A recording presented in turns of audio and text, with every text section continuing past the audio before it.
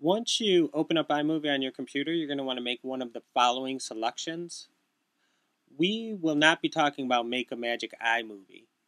If you're looking for an existing project that you've been working on, you can find it by clicking this button. And for what we're going to do, we're going to create a new project, so we will click on Create New Project. You're going to want to name your video. For this, I'm going to call it Motocross Test. I'm going to save it to my desktop, but you can pick your location right here where you want your video to be saved. And then before you hit create, you're just going to want to take note of the video format options it gives you here in this drop-down menu. The default should be set at DV, and for most of us, that's where you're going to want to keep it.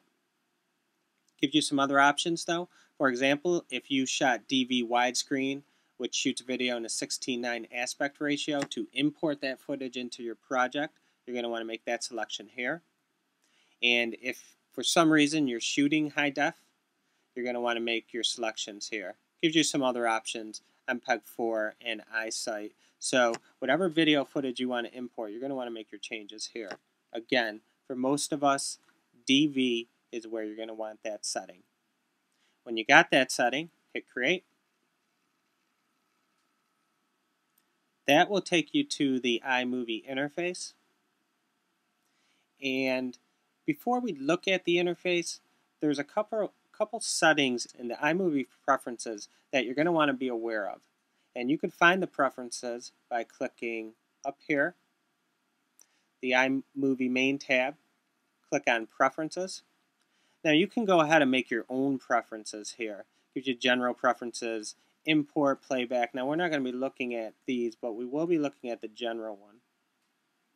You can see my settings here. The one I want you to take note of is this one.